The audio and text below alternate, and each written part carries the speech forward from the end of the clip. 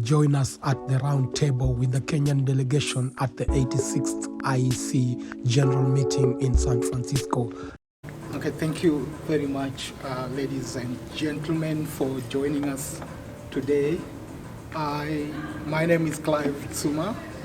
I am with the Kenyan delegation attending the 86th Annual General Electrotechnical Commission in San Francisco. This interview, as I said, is brought to you by the BTIU-STUDIO.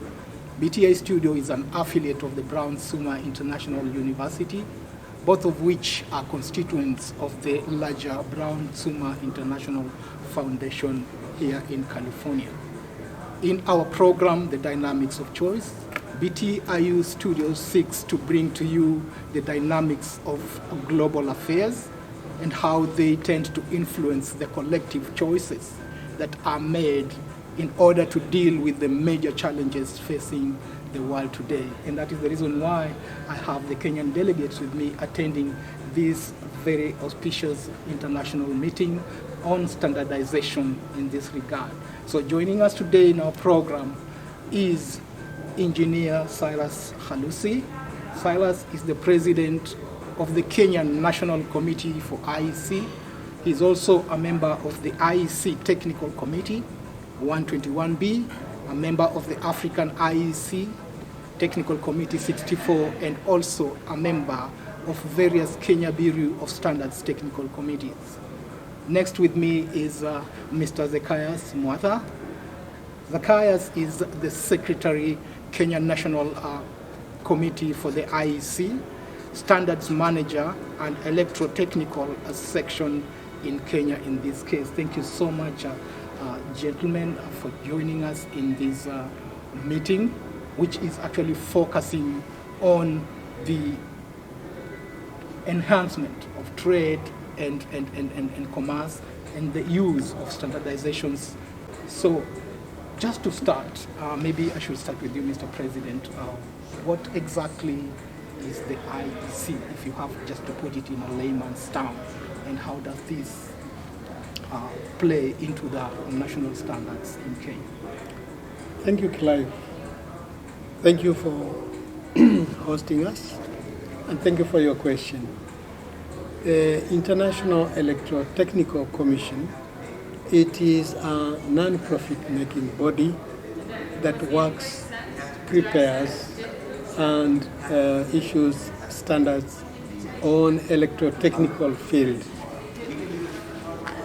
It is, the standards cover all electrical fields, excluding food and other products which are covered by a different body. IEC is is a commission that was set up in 1904 here in the United States, and since then it has grown to 177 members. So we are here for a meeting that is held annually in every member state. Maybe we can talk about the meeting agenda when you ask. Thank you so much for that. And just to follow it up, you talked about the essence or the importance of standardization in this case. If I may bring in the Secretary, what do you think the importance of IEC in the support of global economy? What is the position of IEC? In your own just opinion, what do you think? Thank you very much, Clive, for that question. Yes, IEC, as Mr. President has put it, is involved through the member national committees who represent national bodies, is involved in the development and issuance of standards. At the same time, the IEC has conformity assessment schemes which are used to check the quality of products based on the IEC standards. For example, there is one of the conformity assessment scheme, which is generally known as the IEC-EE, which is for electrical and electronic products. Now, the impact of the IEC when you combine standards and conformity assessment is that it opens access to markets worldwide. You find that products that meet IEC standards are tested as per the conformity assessment scheme, the IEC-EE, as I have put it, or IEC-RE. There are several of them. There are four conformity assessment schemes. They make it easier for markets, for the products to access markets, because basically you don't need to retest those products, and all what you need to do is the country that is receiving the products just needs to use that certificate or test report to issue the national standardization mark. So it makes it very easy to access the market. At the same time, being a global organization, the standards are universally accepted with very minimal changes where necessary. So it makes it very easy for international trade. Thank you very much. And you've touched on a very crucial point in terms of the technical standards and assessments, and how technology undergoes this standardization, and how it helps with international or global trade in this case. And it actually conforms with the mission of the IEC in terms of building a better future and better health. Is there anything that you can commend in terms of this in relation to maybe accessibility to sustainable energy, Mr. President, or accessibility to global health and well-being? Yes, thank you, Clive. In 2015, the UN revised the development goals that had been set earlier on and came up with 17 goals, which are for sustainable development. These goals include eradication of poverty. These goals include, among other things, access to clean and affordable energy. These goals include smart cities. Now, IEC have developed standards which will assist the members to achieve the development goals, because the standards are set for smart cities, for renewable energy, and so on and so forth. So it is these international standards that IEC have set up that will assist in achieving most of the development goals. As of now, IEC are involved in nearly all the 17 goals. Okay. Thank you. Thank you so much. And you talked about a very interesting aspect of the smart cities and the standardization in this case. Do you think that is something that is being realized way back in Africa and in Kenya, to be specific, Mr. Secretary? What's your take on that? Yes, Clive. The thing is, the issue of smart cities and smart everything is one of the goals that every country today wants to achieve. Those who have not yet achieved, they are still aiming towards that. If you look at maybe the situation in Kenya, we are looking at using the standards, the IEC standards and also the ISO standards, because now this is a cross-cutting area, to make our cities smart. So as per your question, whether it is something which has been achieved, the figures may not be there that to demonstrate that it is already achieved. Right. But it is something which I can tell you, by the use of the standards, it is something that is achievable. During the just concluded World Standards Day, which is celebrated every 14th of October every year, which is dedicated to recognize the people who have put their time and energy in standards development and standardization. That was one of the topics that was covered by one of the panels that sat in Kenya during the celebrations. And it was very, very well elaborated where the country is heading towards by use of the standards to achieve smart cities. So smart cities is a reality. It may not be demonstrated today, but it's a reality that is here to happen. Thank you so much. And moving just towards that, because I know in every standards, in every technological innovation, there is the aspect of funding. And within the IEC, we have the Global Impact Fund.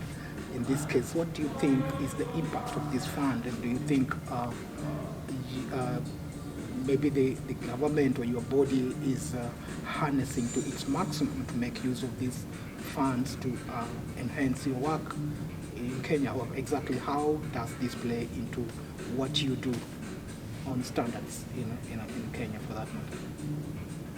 Okay, maybe I can start and Mr. President can add. Sure.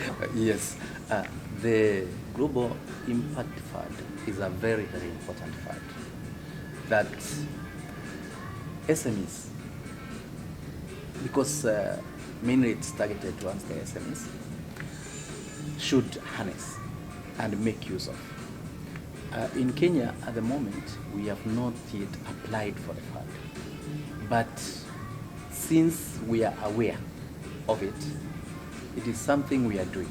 We are identifying, we're in the process of identifying organizations, SMEs, in both renewable energies, because renewable energies is one of the areas that really will make a difference, especially even touching on the global warming and all that, to change the environment. We are identifying organizations, SMEs, that are involved in renewable energies, so that we can propose them to the IEC to receive the funds. At the same time, there's a lot going on at the moment in the country, in Kenya in particular, in regard to e-waste. E-waste is another major issue that we need to address. And with the focus, the Global Fund also being accessible to SMEs that are involved in e-waste management, we see an opportunity for us to develop our SMEs using this fund so that we can really impact the globe or the environment using this fund. Thank you so much. And maybe, Mr. President, before you interject, maybe on the same topic, he talked about waste management, which is a very, very crucial aspect that requires this kind of, maybe you will also touch a little bit on how this fund can maybe help in terms of training for the youth and all that kind of thing, maybe as you continue with. Yes, Clive. As Zacchaeus has pointed out, this fund was set up a year ago, and information sent to the members. We have received the information. As Zacchaeus mentioned, we are in the process of identifying the use. Now, when you go to the requirements of the funds, one of the aspects that needs not to be forgotten is the training aspect.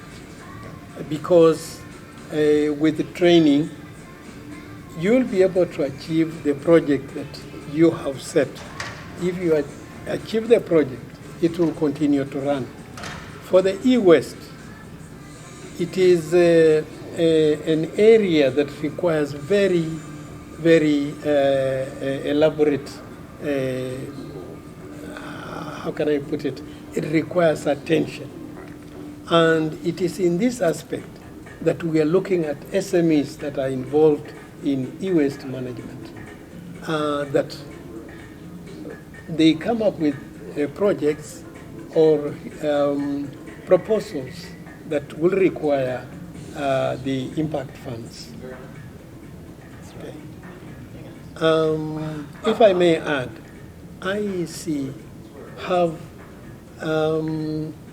given Africa a place within the organization.